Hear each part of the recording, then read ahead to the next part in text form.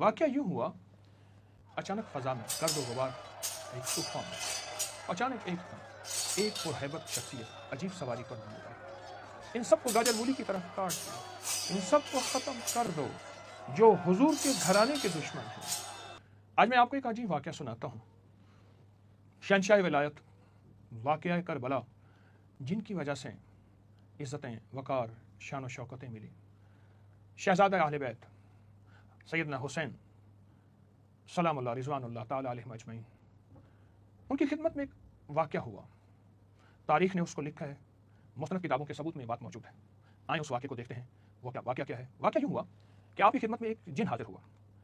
واقعہ کربلا کی گھڑی ہے، نفسا نفسی ہے، اپنے ہی چھوڑ گئے، حق و باطل کا نظام ہے، اور ہر طرف تیر و تفن کی آواز ہے، کچھ چیخیں ہیں، کچھ پکارے ہیں، اور کچھ اس طرف سے اللہ اکبر کی صدائیں ہیں۔ کیا منظر تھا، جس منظر میں کرب بھی ہے، درد بھی ہے، لیکن شہداء کی عظمتیں بھی ہیں۔ اسی واقعے کی اس کیفیت کے اندر اچانک فضا میں گرد و غبار ایک طوفان اٹھا، جیسے زمین لرز اٹھی، اور ایک انوکھا واقعہ وہ کیا ہوا، غبار کی دھندلی فضا ہٹی تو اچانک ایک دم ایک پرہیبت شخصیت عجیب سواری پر نمودار ہوئی۔ اس کی شکل غیر معمولی تھی، سر اور ہاتھ گھوڑے جیسے اور پاؤں شیر کے پنجوں کی طرح تھے۔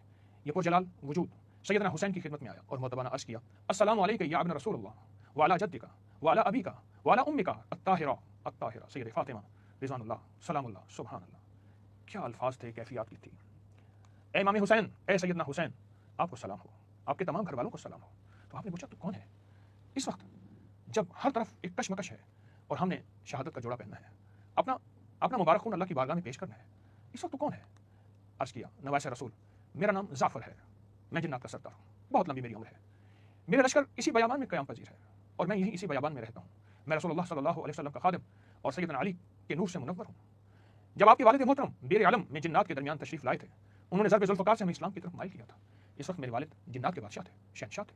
ان کے انتقال کے بعد جنات کی سلطنت میرے سپرد ہے۔ اے میرے آقا، مجھے اجازت دیجیے میں اپنے لشکر کے ساتھ آپ کے دشمنوں پر ٹوٹ پڑوں، ان سرکشوں کو آپ کی راہ میں نیست و نابود کر دوں، اور اللہ کی مدد نصرت حاصل ہو۔ اگر ہمیں اس سب معاملے میں شہادت کی سعادت پانی پڑی تو یہ ہمارے لیے بہت بڑی سرخروئی ہوگی۔ سیدنا حسین نے فرمایا، اے جعفر، اللہ تجھے جزائے خیر دے، مگر یہ جنگ تمہارے لیے نہیں، تم ان لوگوں کو دیکھ سکو، وہ تمہیں نہ دیکھ سکیں، ہم انہیں نہ دیکھ سکیں، اگر تم انہیں قتل کرو گے تو مناسب نہیں۔ واہ، کیا جواب دیا، کیا جواب۔ وہ تو فرماتے ہیں، ہاں ٹھیک ہے، ان سب کو گاجر مولی کی طرح کاٹ دو، ان سب کو ختم کر دو جو حضور کے گھرانے کے دشمن ہیں۔ لیکن پھر فرمایا، جیسے بدر و حنین میں، غزوہ بدر اور غزوہ حنین میں میرے نانا کی مدد کے لیے فرشتے اللہ کے امر سے آئے، ویسے یہ جنگ بھی اللہ کی خاص مشیت کے تحت ہے۔ اللہ کا امر ہے، الامر للہ الفاق للہ، تم اپنے مقام اور لشکر میں واپس چلے جاؤ۔ جعفر کے دل میں ایک جذبہ تھا، اس کے دل میں ایک کیفیت تھی، وہ اپنی جان کو قربان کرنا چاہتا تھا، وہ اپنے مال، اپنے لشکر، اپنے گھرانے کو قربان کرنا چاہتا تھا۔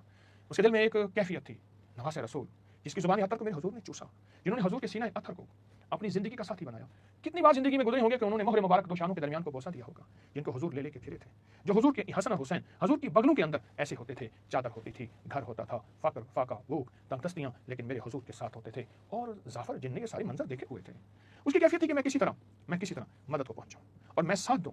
تو اس نے ایک تدبیر اختیار کی، کہنے لگا ہم انسان کی صورت اختیار کر لیں، اگر آپ فرمائیں، تاکہ وہ ہمیں دیکھیں، ہم انہیں دیکھ سکیں، اور پورا لشکر آپ کی محبت میں شہید ہو جائے، ورنہ ہم ان کو ختم کر دیں، یہ ہمارے لیے بہت بڑی سعادت ہوگی۔ سیدنا حسین نے مسکرا کر فرمایا، نہیں، جزاک اللہ خیرا اے جعفر، میں دنیا سے رخصتی کے لمحات دیکھ رہا ہوں، میں اپنے پیاروں کو مرحبا کہتا دیکھ رہا ہوں، میں اپنے نانا کو دیکھ رہا ہوں، آؤ میرے ساتھ روزے کھولو، آؤ میرے ساتھ بیٹھو، میں اپنے والد کو دیکھ رہا ہوں، میں اپنے پیاروں کو دیکھ رہا ہوں، آؤ میرے ساتھ بیٹھو اور زندگی کے لمحات ہمارے ساتھ گزارو، دشمنوں نے تمہاری زندگی تنگ کر دی ہے، دم واپسی ہے، رخصتی کا وقت ہے، ہمیں جانا ہے۔ اور فرمایا، خواب میں مجھے علم دیا گیا ہے، آج میں اپنے پروردگار سے ملاقات کروں گا، بس تو میری رضا کے لیے، میری محبت کے لیے واپس چلا جا، اور اس قوم سے تعارف نہ کر، مقابلہ نہ کر۔ یہ سن کر غم زدہ جعفر آپ کا شکریہ ادا کر کے اور سیدنا حسین کی اطاعت میں واپس چلا گیا، اور اس کے ساتھ ہی گرد و غبار کا وہ طوفان چھٹ گیا۔ یہ واقعہ ہمیں کیا سکھاتا ہے، اور یہ واقعہ ہمیں کیا بتاتا ہے؟ بہت بڑی کتاب کا حوالہ دے رہا ہوں، روضۃ الشہداء کا صفحہ نمبر 345، بہت بڑی مستند کتاب کا حوالہ دے رہا ہوں۔ یہ واقعہ ہمیں کیا سکھاتا ہے، ہمیں کیا بتاتا ہے کہ زندگی میں صبر کی زندگی، برداشت کی زندگی، اپنوں کے ساتھ بھی، غیروں کے ساتھ بھی، مسلم کے ساتھ بھی، غیر مسلم کے ساتھ بھی، گھر والوں کے ساتھ بھی، محلے کے ساتھ، صبر اور برداشت کی زندگی ایک انوکھا سبق ہے۔ میں اپنا سبق اس لیے سنا رہا ہوں، میرا سبق پکا ہو جائے۔ اور یہ ہستیاں وہ ہیں، آل رسول، اصحاب رسول، آل بطول، آل حسن، آل حسین، آل عقیل، آل جعفر، آل علی، ہاں آل فاطمہ، یہ وہ ہستیاں ہیں جنہوں نے زندگی میں جینا بھی سکھایا اور مرنا بھی سکھایا۔ مجھے کچھ خبر نہیں تھی تیرا درد کیا ہے یا رب، تیرے عاشقوں سے سیکھا، تیرے سنگ در پہ مرنا، مجھے آ گیا ہے جینا، مجھے آ گیا ہے مرنا۔ واہ، میں اس جن کو بھی سلام کہتا ہوں، زندہ ہوگا، اگر وہ زندہ نہیں اس کی اولاد زندہ ہوگی، میرا رب سلام پہنچاتا ہے۔ میں اس کا سلام کہتا ہوں جو ایک ہستی کی مدد کے لیے آیا، محبت کر کے آیا، مروت کر کے آیا، مودت میں آیا، آپ کے خلوص میں آیا، آپ کی شفقت اس پہ پڑی، لیکن آپ نے اپنی شفقتوں میں یہ فرمایا کہ نہیں، بس اب ہمارا سفر ہے اور ہم نے اپنے نانا کے حضور جانا ہے۔ اللہ پاک ان ہستیوں کو جزائے خیر دے۔ اور اس ظافر جن کو جزائے خیر دے اگر وہ زندہ ہے، ورنہ اس کی اولادیں، میرا سلام میرا اللہ پہنچائے گا اس کی اولادوں تک، اور وہ اولادیں کہیں گے ایک فقیر تھا، وہ لوگوں کو بتا رہا تھا آئیں ہم خیر کا ہمیشہ تالا نہ بنے، چابی بنے، شر کا تالا بن جائے۔ یہ ظافر خیر کی چابی تھی، یہ ظافر شر کا تالا تھا، اور خیر انشاءاللہ ہمیں تلاش کریں، ہم خیر کو تلاش کریں تو خیر کو تلاش کرنے والے سدا کامیاب ہیں۔ ان پہ تذکرے ایسے ہوتے ہیں صدیوں کے بعد بھی، بولے آ اسی مرنا نہیں گور پہ کوئی ہو۔ آباد رہیں۔ السلام علیکم۔